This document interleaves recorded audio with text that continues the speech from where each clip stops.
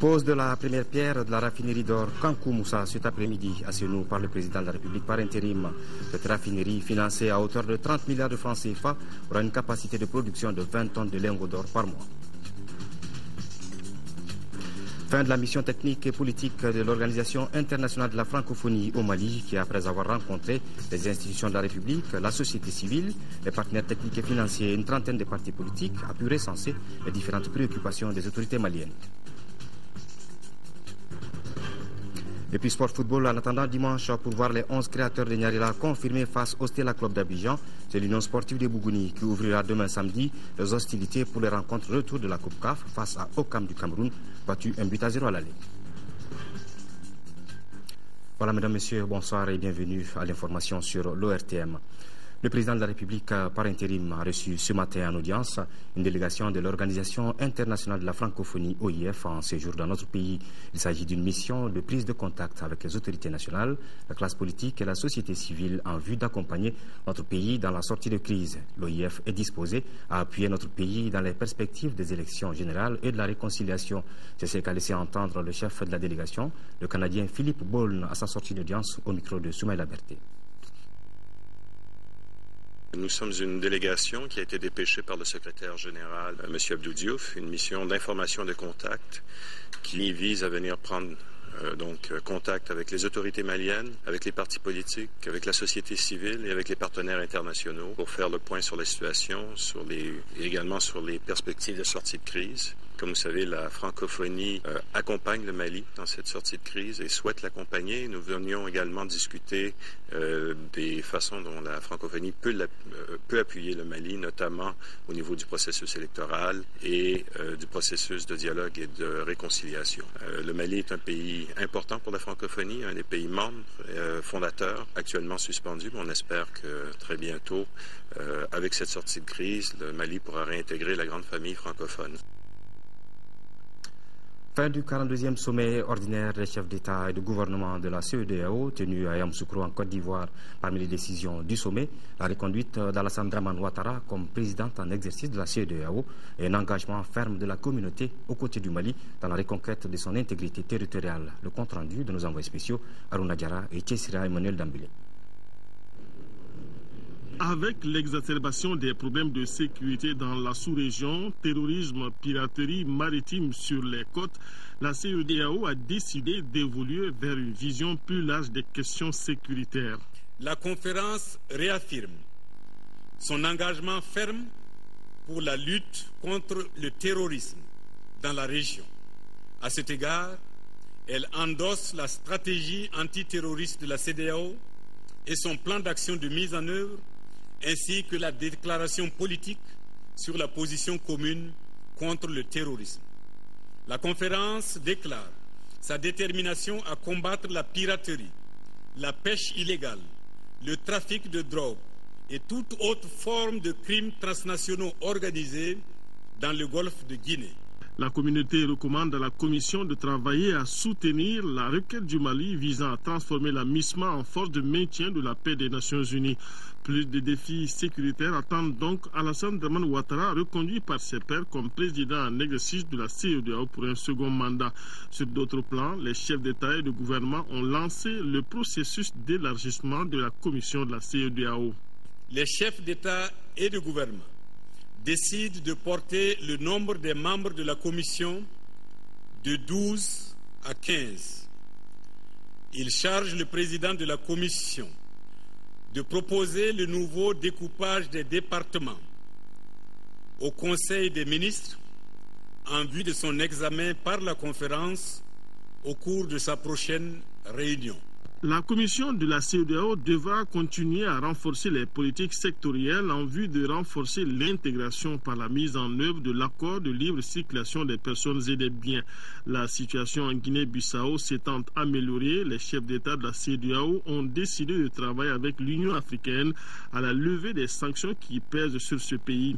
Déjà, ils demandent aux partenaires financiers internationaux de reprendre la coopération avec Bissau pour encourager les efforts qui y sont déjà entamés. Le Premier ministre a reçu en audience cet après-midi la mission d'information et de contact de la francophonie. La délégation a échangé avec Diango Sissoko sur le contenu de la feuille de route du gouvernement. Auparavant, le chef du gouvernement avait rencontré une délégation du bureau de l'association des médiateurs de l'UEMOA. Les médiateurs étaient venus réaffirmer leur soutien au chef du gouvernement pour relever les deux défis de la transition qui sont la libération des régions occupées en cours et l'organisation d'élections libres et transparentes. Mohamed Diarra a suivi les deux audiences. Les médiateurs de l'espace UEMOA suivent de très près l'évolution de la situation au Mali. Dès les premières heures du déclenchement des hostilités, ils ont rencontré les présidents de la République des pays membres. Aujourd'hui, ils arrivent à la primature avec des propositions de solutions pour une sortie rapide de crise. Nous sommes revenus nous impliquer, manifester notre solidarité. Nous avons rencontré toutes les autorités, tous les acteurs de la vie politique et sociale malienne. Les interlocuteurs de Diango Sissoko se réjouissent de la normalisation progressive de la situation. Premier acte fondamental posé par les autorités maliennes selon eux, l'élaboration et l'adoption d'une feuille de route. Les médiateurs sont tout de même convaincus que les Maliens doivent se parler, se comprendre et regarder dans la même direction. Un dialogue inclusif qui devra permettre aussi le retour à une vie normale à Bamako, notamment à la suite d'élections. Nous sommes particulièrement optimistes. Les médiateurs ont saisi cette opportunité pour faire part au Premier ministre des conclusions de leur réunion statutaire tenue à Niamey au Niger. Les préoccupations des médiateurs sont également partagées par la délégation de l'Organisation internationale de la francophonie. Elle l'a fait savoir au cours de l'audience que le Premier ministre lui a accordée. Nous avons parlé de la mission, notre mission d'information et de contact, qui est un peu également sa mission, parce qu'elle a été décidée suite à sa rencontre qu'il a eue la semaine dernière avec le secrétaire général de l'OIF. Et donc, suite à cette rencontre, il a été décidé d'envoyer une mission d'information et de contact ici au Mali pour faire un point sur la situation, sur les perspectives de sortie de crise, en particulier sur la feuille de route et la mise en œuvre des engagements des deux volets. Le processus électoral, d'une part, la réconciliation et le dialogue, d'autre part, et également faire des recommandations au secrétaire général et aux instances de la francophonie quant à l'action que l'OIF pourrait tenir pour appuyer ces engagements. Rencontre avec les institutions de la République, la société civile, les partenaires techniques et financiers et une trentaine de partis politiques maliens. Voilà le bilan de la mission technique et politique de l'Organisation internationale de la francophonie OIF au Mali. Cette mission qui fait suite à la rencontre du Premier ministre Diango Sissoko avec le secrétaire général de l'organisation la semaine dernière a pu recenser les différentes préoccupations des autorités maliennes. Aïssata Ibrahim Maïga était présente à la conférence de presse organisée par la mission de l'OIF. Fin de mission pour la délégation de l'Organisation internationale de la francophonie au Mali, une mission qui fait suite à la visite du Premier ministre malien au secrétaire général de l'organisation qui a tout de suite dépêché des experts techniques et politiques pour recenser les besoins des autorités maliennes. C'était une mission d'information et de contact qui avait pour but d'abord de prendre contact avec les plus hautes autorités du pays, avec les responsables des institutions, avec la classe politique, avec également la société civile et les partenaires internationaux. De cette mission qui prépare également les interventions futures de l'Organisation internationale de la francophonie au Mali, il ressort que les principales préoccupations du moment concernent la mise en œuvre de la feuille de route, l'organisation d'élections crédibles et transparentes et la création d'un comité de dialogue et de réconciliation. Pour nous, cette feuille de route est particulièrement importante pour la sortie de crise et également pour définir un peu ce que l'OIF peut faire. L'OIF a des réseaux d'experts qui peuvent être mobilisés pour appuyer la mise en œuvre de cette feuille de route, que ce soit au niveau des élections, enfin du processus électoral, au niveau du dialogue et de la réconciliation, au niveau de la justice ou des droits de l'homme. En tout cas, selon le chef de la délégation, le Mali, en tant qu'État membre et vu les objectifs de l'Organisation internationale de la francophonie, peut compter sur l'accompagnement technique de l'organisation en ce qui concerne l'atteinte des objectifs de la transition. À présent, le contenu de ce communiqué avant de poursuivre ce journal. Le directeur général du budget informe les fonctionnaires et contractuels des collectivités territoriales des régions de Tombouctou, Gao et Kidal, payés sur le budget d'État et sur billetage, que 2 pôles sont donc retenus pour le paiement de leur salaire du mois de février 2013. pôle de Bamako pour les travailleurs déplacés des 3 régions à Bamako et environ. Au niveau du pôle de Bamako, les paiements se feront le lundi 4 et mardi 5 mars 2013 à partir de 9h au lycée Askia Mohamed de Bamako pour les 3 régions du Nord. Pôle de Mopti pour les travailleurs restés dans les 3 régions et ceux déplacés à Mopti et environ. Au niveau du pôle de Mopti, les paiements se feront le lundi 4, mardi 5, mercredi 6, jeudi 7 et vendredi 8 mars 2013 à partir de 9h au gouvernorat de Mopti pour les 3 régions du Nord. Le directeur général du budget s'est compté sur la bonne compréhension de tous. Le Haut Conseil des collectivités a organisé ce matin une journée d'échange sur la feuille de route du gouvernement. La journée animée par Mamadou Namouri Traoré, ministre du Travail et de la fonction publique et des relations avec les institutions, avait pour objet la bonne compréhension du contenu de la feuille de route en vue de sa restitution auprès des populations à la base. Le compte rendu de la cérémonie d'ouverture avec Moribo Mariko. Une matinée d'échange avec les conseillers nationaux sur la feuille de route. L'expert du jour a pour nom Mamadou Namouri Traoré, ministre du Travail, de la fonction publique et des relations avec les institutions. On aurait pu effectivement passer par le Haut Conseil. Ça n'a pas été le cas, mais nous étions dans l'urgence et cet exercice remplace en quelque sorte ce dysfonctionnement. Dans tous les cas, cet exercice a permis au Conseil aussi de savoir que toutes leurs préoccupations sont prises en compte dans la feuille de route. Et les quelques observations qu'ils ont faites seront transmises au département ministériel concerné qui les prendront en charge. Le ministre du Travail a fait un exposé sur le contexte d'élaboration du document référentiel qu'est la feuille de route.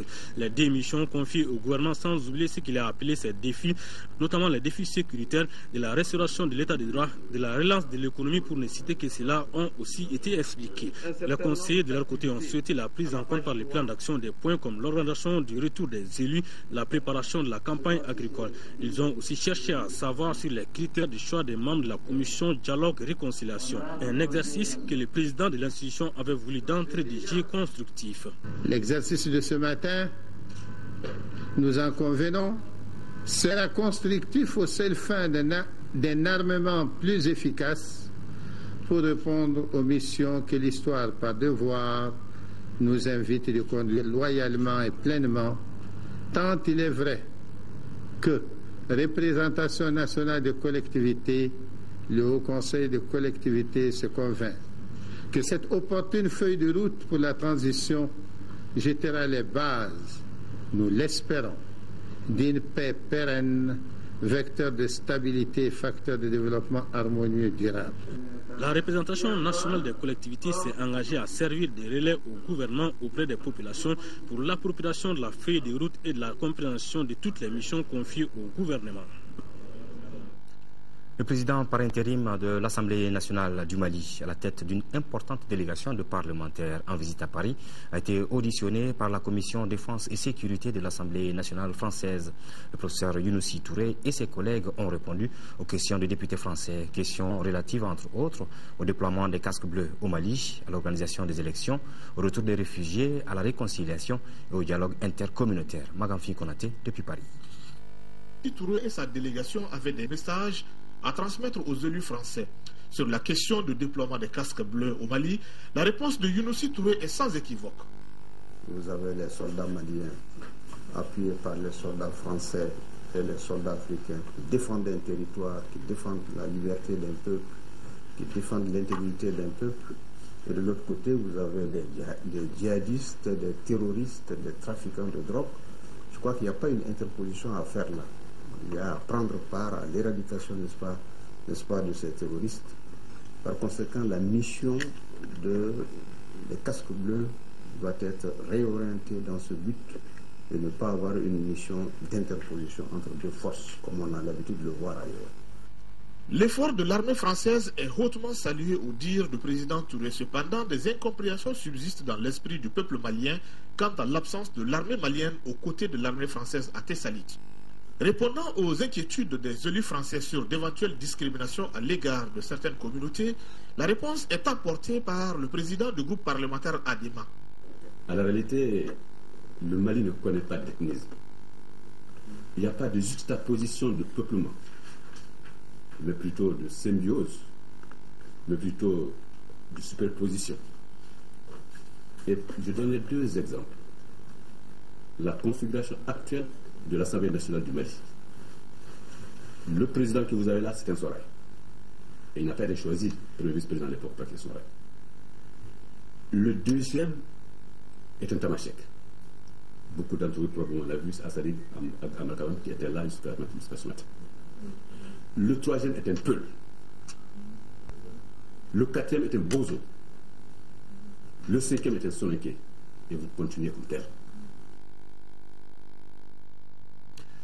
Le ministre de la Communication, porte-parole du gouvernement, a rendu visite hier, jeudi 28 février, à 4 radios de la place et à l'URTEL, l'Union des radios et télévisions libres du Mali. Son choix s'est porté sur la radio Benkan, la radio Clédou, la Voix des Jeunes, la radio Guintan et l'URTEL Manga Damele est venu encourager les responsables des structures visitées à faire preuve de professionnalisme et de patriotisme en cette période de crise.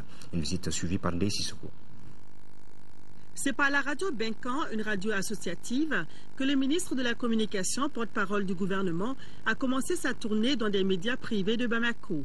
Manga Dambélé a également été dans une radio qui utilise à 90% le numérique, la radio Clédou. La troisième station visitée, La Voix des Jeunes, a pour mission de sensibiliser les jeunes sur des questions d'actualité. Quant à la quatrième, la radio Guintan, elle donne la part belle aux femmes. Les responsables des différentes radios ont salué la peine que s'est donné le ministre en venant dans leurs locaux. Cette visite veut dire tout simplement que nous ne sommes pas seuls, que quelque part le département pense à nous et ça nous encourage à œuvrer davantage. Les fidèles auditeurs de la radio Clédou et ceux de la radio Guintan ont pu également écouter en direct le ministre Dambélé lors de son passage. Oh, merci beaucoup. J'ai un mot.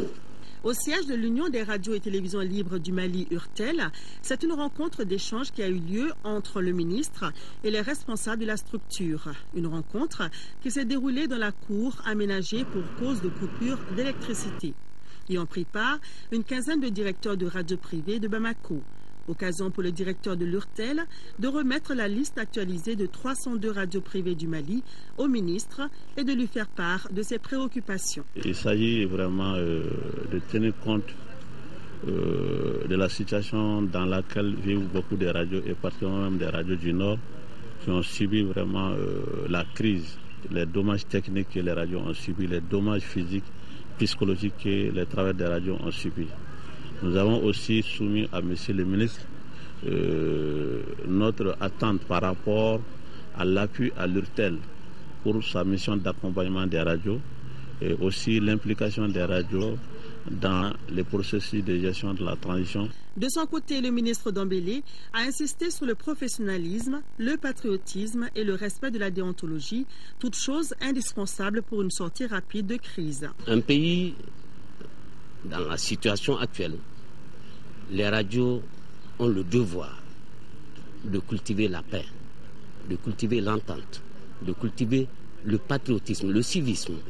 Pour que le Mali gagne ses batailles, il faut que les radios jouent pleinement leur rôle. La radio est un vecteur de développement, mais une radio qui contribue à souder les populations. Pour Manga Dambélé, cette visite n'est qu'un début et le dialogue reste ouvert. Environ 17 millions de francs CFA, c'est la contribution à l'effort de guerre du personnel du ministère du Logement, des Affaires foncières et de l'Urbanisme et des associations de chasseurs du Mali et de la Côte d'Ivoire. Cette contribution a été remise hier après-midi au ministre délégué chargé du budget. La cérémonie de remise a regroupé autour du ministre Marempa Samoura, son homologue du Logement, des Affaires foncières et de l'Urbanisme. Reportage de Agibou Koulibaly. 10 millions de francs CFA, dont 10 millions en chèques. C'est la contribution du personnel du ministère du Logement, des Affaires foncières et de l'Urbanisme. La Fédération nationale des confréries des chasseurs de la Côte d'Ivoire a donné 500 000 francs CFA et les chasseurs du Mali 810 000 francs CFA. C'est le geste symbolique et patriotique du personnel du département du Logement, des Affaires foncières et de l'Urbanisme, tout personnel confondu. Et nous voulons aussi vous donner un message à transmettre aux forces armées de sécurité de notre soutien moral, surtout. Le soutien matériel et financier, c'est un soutien d'accompagnement symbolique. En recevant ces contributions, le ministre Marempa Samoura rassure. Vous venez de prouver que même si vous n'êtes pas physiquement au front, votre cœur y est, dans la mesure où vous venez d'apporter un gros montant pour l'armée. L'armée le recevra, soyez-en sûrs. Ces présentes donations complètent à plus d'1,6 milliard de francs CFA au titre de contribution à l'effort de guerre. La Turquie renforce les capacités opérationnelles du ministère de la Santé de notre pays avec le don de 2 ambulances médicalisées. La valeur de ces véhicules est estimée à près de 58 millions de nos francs. La cérémonie de remise a eu lieu hier après-midi au ministère de la Santé. Fadema Keita. La Turquie manifeste une fois de plus son soutien au Mali. Ces véhicules spécialisés dans la prise en charge des malades ou des blessés ont été achetés et transférés à Bamako par l'Agence turque de coopération et de développement TICA. Ce don est significatif d'une part pour le domaine de la santé primordial pour agrémenter la vie quotidienne des Maliens et d'autre part parce qu'il fait partie de l'ensemble des gestes de notre pays vis-à-vis du Mali. Ces 2 ambulances, dont le coût rendu à Dakar s'élève à 57 724 000 francs CFA, offerte gracieusement à notre pays en guise de don humanitaire, intervient à un moment où notre pays sollicite l'aide de tous ses pays amis en vue de récupérer le septentrion malien occupé par des terroristes. Le geste s'inscrit dans le cadre des activités de l'administration turque de coopération et de coordination TICA. Cette remise fait partie de sa politique de développement du secteur de la santé en Afrique. Autre cérémonie de remise de dons, cette fois-ci au ministère des Affaires religieuses et du culte. Ce don vient de notre compatriote Mohamedou Silla qui a offert 4 000 € à la famille de feu Damien Boiteux, premier militaire français, champ d'honneur dans notre pays. L'armée nationale n'a pas été oubliée lors de cette cérémonie. En effet, les fidèles des mosquées de Badlabougou et de Daoudabougou et les Maliens résidant au Koweït ont également fait des dons pour elle. Adama Kodjo. 4 000 €, soit environ 2 620 000 francs CFA, c'est la somme offerte à la famille du lieutenant Damien Boiteux, premier soldat français tombé sur le champ de l'honneur dans la lutte contre le terrorisme dans notre pays. Depuis que j'ai entendu sur la télé qu'un soldat français est mort dans le combat, qu'il a un enfant, moi j'ai tout de suite pensé à cet enfant-là. J'ai dit, est-ce que il n'est pas mieux de faire un geste à cet enfant-là. Par ce geste, en effet, il s'est fait l'ambassadeur de toute la communauté nationale malienne et de ses nombreux citoyens qui recherchent parfois comment exprimer leur profonde reconnaissance envers le chef de bataillon Boiteux pour son sacrifice et aussi envers tous ses frères d'armes. En saluant le geste, le ministre en charge des affaires religieuses a remercié le peuple et le gouvernement français pour leur soutien au Mali. Le peuple malien et les plus hautes autorités du pays resteront toujours marqués par la solidarité du gouvernement français et surtout par ses sacrifices humains. Le donateur a aussi offert 500 000 francs CFA à l'armée malienne. Cette donation a été suivie par la remise de 920 000 francs CFA pour l'armée par les fidèles des mosquées de Badlabougou et de Daoudabougou. Quant aux Maliens résidant au Koweït, ils ont donné 1 550 €, soit environ 1 15 250 francs CFA. Voilà, je vous le disais dans le titre, pose de la première pierre de la raffinerie d'or Kankou Moussa à Seno. C'était cet après-midi sous la présidence du président de la République par intérim, le professeur Dionkounda Traoré. Cette raffinerie d'or financée à hauteur de 30 milliards de francs CFA aura une capacité de production de 20 tonnes de léon d'or par mois et son capital sera ouvert au privé malien à hauteur de 20%. Elle est réalisée par la Chambre des mines du Mali en collaboration avec la société suisse Billion Company. Nyanya Elou Traoré, reportage. Chose promise, chose due. La pose de la première pierre de la raffinerie d'or Kankou Moussa a effectivement eu lieu en ce 1er mars, seulement après quelques mois de son annonce par le président de la Chambre des mines. Premier du genre au Mali et en Afrique subsaharienne, la raffinerie Kankou Moussa ambitionne d'une part de hisser le Mali à la hauteur des grandes nations industrielles, d'autre part l'usine permettra à notre pays de consommer de l'or 100% malien. La raffinerie Kankou Moussa sera une des plus importantes entreprises industrielles du Mali et de la sous-région et même du continent dont les Maliens et les Maliennes pourront être fiers. Par ailleurs, Le projet Kankou Moussa rapportera un substantiel revenu fiscal et financier à l'État malien, qui bénéficiera ainsi de ressources complémentaires stables et pérennes pour l'amélioration de sa capacité d'intervention dans la mise en œuvre de son programme global de développement. La mise en œuvre d'un projet de cette envergure reflète très clairement le sérieux et le dynamisme des opérateurs miniers maliens qui ont si intéressé et convaincre des partenaires étrangers à venir investir dans un pays en crise. La raffinerie Kankou Moussa, ça sera 20 tonnes d'or raffinées par mois, 1000 emplois directs et indirects créés, 20% de son capital réservé au privé malien et cerise sur le gâteau, les lingots d'or seront frappés de l'effigie de l'empereur manding Kankou Moussa. Autant d'honneurs et d'attention particulière qui feront dire au président de la République par intérim, professeur Djankoula Traoré, toute sa fierté et sa reconnaissance, surtout en ce moment crucial de notre histoire. Deux sentiments m'animent essentiellement. Le premier, c'est de constater que on fait encore confiance au Mali dans le monde et que les Maliens eux-mêmes ont confiance en eux-mêmes. Je voudrais remercier ceux qui nous font confiance et qui font le pari du Mali de demain. Le deuxième sentiment qui m'anime, c'est certainement un sentiment qui anime toute Malienne et tout Malien. Vous savez que les Maliens se sont souvent posé la question, tout cet or qui recèle notre sous-sol, en quoi ils profitent? Mais je crois que cette raffinerie sera déjà un premier pas dans la maîtrise de nos produits du sous-sol et dans le bénéfice que nous pouvons en tirer. Et j'espère que ce sera également le prélude d'une très longue et très grande aventure. Ça, c'est une raffinerie pour l'or. J'espère qu'il y aura encore beaucoup d'autres raffineries. Signalons que la raffinerie Kankou Moussa est une coopération Chambre des mines du Mali, Swiss Billion Company. Sa mise en œuvre coûtera environ 30 milliards de francs CFA. Du point de vue architectural, l'édifice sera doté d'équipements ultramodernes et sortira de terre dans les 12 mois à venir. Et puis cet important élément, les soldats tchadiens tombés sur le champ de l'honneur au Mali ont tous été décorés aujourd'hui à titre posthume par le président tchadien Idriss Déby Itno. Sur l'aéroport de N'Djamena, les 25 cercueils des soldats tués lors des opérations au Nord-Mali sont portés par leurs camarades. Devant les officiels, le président Idriss Déby Itno les a décorés à titre posthume, rappelant leur sacrifice. En cette journée de deuil national, il a également appelé les forces ouest-africaines à accélérer leur déploiement et venir renforcer la coalition composée des troupes maliennes, tchadiennes et françaises qui pourchassent les groupes islamistes.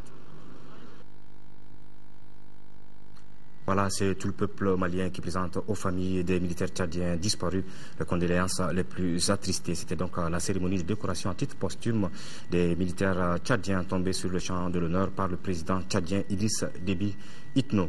Et puis c'est finalement confirmé, Abu Zaïd, le terroriste en chef d'Al-Qaïda au Maghreb islamique, est mort des suites des frappes des forces alliées dans l'Adrar des Iforas. Chaque année, plus de 250 millions de personnes sont affectées par les catastrophes naturelles. Le défi consiste à renforcer les capacités de réaction des acteurs de la société civile face aux crises. Et c'est à juste raison que le thème 2013 du 1er mars, Journée mondiale de la protection civile, est intitulé « La protection civile et la préparation des organisations de la société civile pour la prévention des risques de catastrophes ». Pour marquer l'événement, le directeur général de la protection civile a reçu le ministre de la Sécurité intérieure et de la protection civile et des partenaires techniques et financiers. Moïse Traoré. Chaque année, plus de 250 millions de personnes sont affectées par les catastrophes naturelles. En Afrique de l'Ouest, la sécheresse menace 11 millions d'habitants. Les organisations de la société civile estiment que la prévention passe par la mise en place d'un système d'alerte, de centres d'accueil et la formation à la législation dans le domaine. Il s'agit donc d'aller au-delà de l'apport de nourriture, d'eau ou de tentes sur les lieux de catastrophes. L'aide humanitaire vise ici à travailler en amont les menaces afin qu'il y ait moins de victimes et de dégâts matériels. Au Mali, en 2012, les unités opérationnelles de la protection civile ont effectué 11 157 sorties de secours et enregistré 522 morts et 15 606 blessés. Une assistance est apportée aux déplacés du Nord, aux sinistrés des inondations, à 437 Maliens rapatriés et à 12 étrangers ayant transité par le Mali. Il s'agira de donner une réponse rapide à la vétusté des véhicules d'intervention dans certaines unités et par leur dotation en camions-citernes d'incendie et ambulances médicalisées. La poursuite de la couverture progressive du territoire en unité de protection civile devra constituer de premier plan pour permettre d'assurer une sécurité de proximité au profit de nos paisibles populations. Développé au cours d'une conférence débat, le thème de cette année est la protection civile et la préparation des organisations de la société civile pour la prévention des risques de catastrophes. De cet autre communiqué, avant de poursuivre avec cette édition, le ministre de la Communication, porte-parole du gouvernement, a présidé cet après-midi la cérémonie d'adieu du directeur général sortant de la Sotelma Malitel, Nourdine Boumzebra, qui a augmenté le chiffre d'affaires de la société de 70 milliards en 2009 à 143 milliards de francs CFA en 2012. La Sotelma est désormais dirigée par Mohamed Morchid, le nouveau directeur général. Nous y reviendrons dans nos prochaines éditions avec Youssouf Diakité. Une mission du comité militaire de suivi de la réforme des forces de défense et de sécurité a sillonné les garnisons de la 2e région militaire. L'objectif est d'échanger avec les chefs militaires et les hommes de rang sur les missions du comité tout en recensant leurs préoccupations majeures. Prima Kone. Le renforcement des capacités opérationnelles des forces armées de sécurité constitue l'une des aspirations des plus hautes autorités du Mali. En guise de réponse à cette aspiration, le comité militaire de suivi de la réforme des forces de défense et de sécurité veut multiplier les échanges avec la hiérarchie, les troupes dans les garnisons et sur le terrain. C'est dans cette optique que s'effectue cette mission. Nous avons eu comme mission de venir à Ségou, prendre contact avec la troupe, leur expliquer tout ce qui touche à la vie du comité militaire de suivi de la réforme des forces de défense et de sécurité, commencer par sa création, son organisation, son fonctionnement et les missions du comité. Pour mieux véhiculer son message, la délégation a tenu au camp Amadou Chekoutal de Ségou une rencontre avec tous les corps militaires et paramilitaires. Elle a aussi effectué des visites de terrain dans les différentes structures du camp, dans les directions régionales de la police, des douanes, de la protection civile, au 4e groupement régional de la garde nationale et à la gendarmerie de Ségou. Dans ces lieux, les problèmes sont presque identiques et s'appellent entre autres insuffisances, vétusté des matériels de travail et des locaux. À Ségou, tout comme au camp de Bafo de Banankoro, au poste de commandement du Fuseau Ouassi à Markala, au groupement tactique interarmes numéro 6 de Diabali, à la position avancée de l'aéroport de Dogofri et au poste de commandement de Nyono, l'amélioration des conditions de vie et de travail des militaires était le leitmotiv. Cela s'appelle réclamation des droits. La campagne du pèlerinage 2012 a enregistré au total 8000 pèlerins, dont 1243 pour la filière gouvernementale. Si des améliorations sont notées dans les domaines du transport rotatif des pèlerins pendant la phase rituelle, le défi reste à relever quant à la formation et à la sensibilisation des candidats. Ce sont là quelques-unes des informations issues de la 8e session du conseil d'administration de la Maison des Aînés. Ramata Konate. Les travaux de cette 8e session ont permis de se rendre compte que 8000 candidats, dont 1243 de la filière gouvernementale, ont effectué le pèlerinage à la Mecque en 2012. Ce voyage religieux, selon le président du conseil d'administration de la Maison du Hajj, s'est déroulé dans des conditions difficiles. Malgré cela, la structure, selon Brahima Fomba, a enregistré des avancées dans les domaines du transport rotatif des pèlerins pendant la phase rituelle, l'institution des uniformes, entre autres. Cependant, des défis restent à relever. Beaucoup reste à faire, notamment en matière de formation et sensibilisation des candidats du Hajj et surtout en matière de transport. Pour relever ces contraintes et contribuer à l'amélioration des prestations de la Maison du Hajj, le budget 2013 s'élève à plus de 367 millions de francs CFA. Il connaît une augmentation de 38% par rapport à celui de 2012. Cette hausse s'explique, selon les administrateurs, par le recouvrement des arriérés des contributions des pèlerins. Ces contributions représentent 84% des ressources du budget 2013. Rappelons que la maison du Hadj a été créée en 2004 pour l'amélioration des conditions de préparation du pèlerinage et de celles relatives au séjour des pèlerins en Arabie Saoudite. Les administrateurs de l'Institut d'études de recherche en géronto-gériatrie de la Maison des Aînés sont en conclave depuis ce matin dans le cadre de la 12e session de leur conseil d'administration. Au menu des travaux, la présentation du rapport d'activité 2012, l'examen et l'adoption de l'état d'exécution des recommandations de la 11e session. Nando Dambélé. Cette session première de l'année 2013 se tient dans un contexte marqué par la crise politique, sécuritaire et humanitaire qui traverse notre pays, ce qui n'entame en rien l'optimisme des administrateurs. Cette année, l'année 2013, malgré la crise que traverse notre pays, nous avons souhaité vraiment placer cette session sous le double signe du développement du partenariat et de la relance des activités de recherche. L'Institut d'études de recherche en géronto-gériatrie, communément appelé Maison des Aînés, a quelque peu souffert depuis sa création d'un manque de cadrage de ses activités dans le sens de sa véritable mission. C'est pourquoi, en 2013, une place de choix sera accordée aux activités d'études, de recherche et au renforcement des capacités des ressources humaines. Ceci sera perceptible à travers le démarrage du programme de renforcement des capacités d'intervention de l'Institut d'études et de recherche en géronto-gériatrie Précima, qui sera adopté au cours de la présente session ordinaire du Conseil d'administration. Ces nouvelles ambitions nécessitent un budget prévisionnel de plus de 330 millions de francs CFA qui enregistre une augmentation de 12,3% par rapport à celui de 2012. En 5e région, 833 940 000 francs CFA, c'est le budget prévisionnel de l'Office RIMOPTI, adopté lors de la 23e session de son conseil d'administration tenu au centre Jean Bosco de Sévaré. Le conseil avait entre autres points inscrits à son ordre du jour l'état d'exécution des recommandations de la 22e session, le rapport d'activité de la campagne agricole 2012-2013. Yaya Bokoum.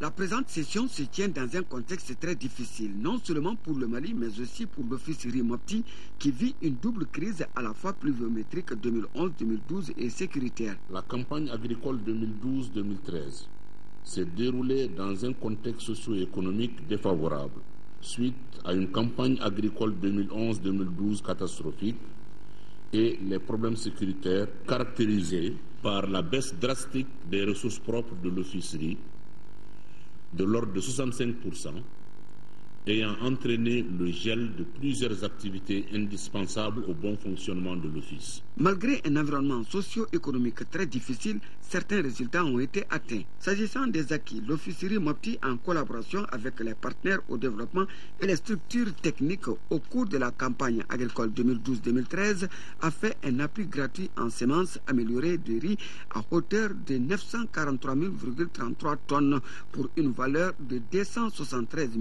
732 000 francs CFA, entre autres.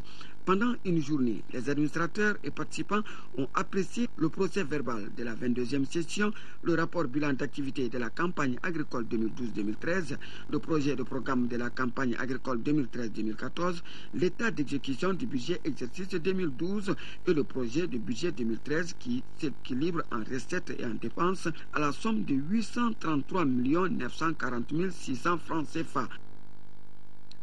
En deuxième région, cette fois-ci, lancement à Banamba du projet de renforcement des capacités de résilience des ménages les plus affectés par la crise alimentaire dans les régions de Caille et de Koulikoro.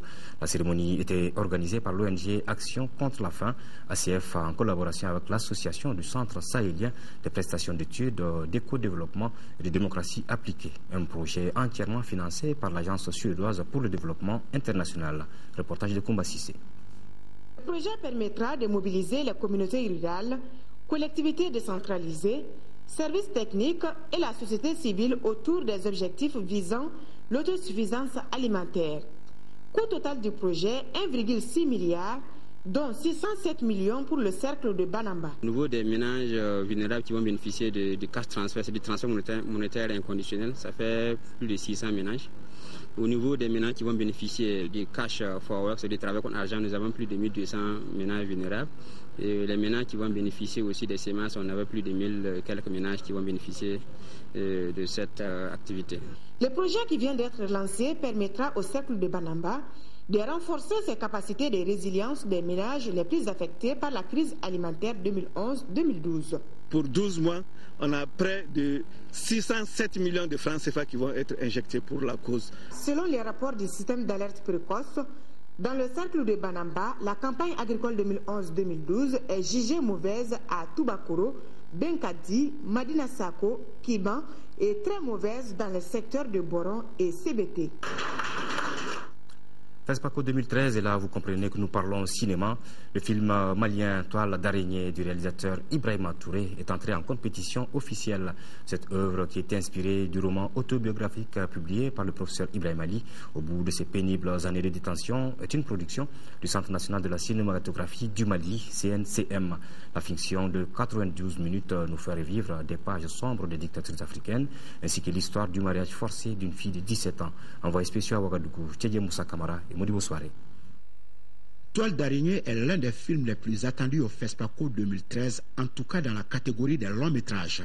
Et cette affluence devant la salle du ciné Burkina est sans doute un signe annonciateur pour la conquête du trophée. Cette fiction qui fait revivre des moments pénibles de l'histoire politique de certains pays africains est portée sur écran 3 décennies après. Des périodes qui ont scellé le destin de nos peuples avec surtout le musellement des voix de conscience et l'écrasement brutal de toute velléité de contestation. 700 films présentés, seuls 20 films ont été sélectionnés. Donc sur les 20 films, il y a le Mali. Donc ça veut dire qu'on reste toujours, malgré les vicissitudes de la vie, malgré les difficultés qu'on traverse, on reste toujours dans le concert des nations. Au-delà du martyre d'Ibrahim Ali, interprété par Yoro, le film en soi s'avère un cinglant témoignage à charge de l'intellectuel contre la démesure de l'autorité.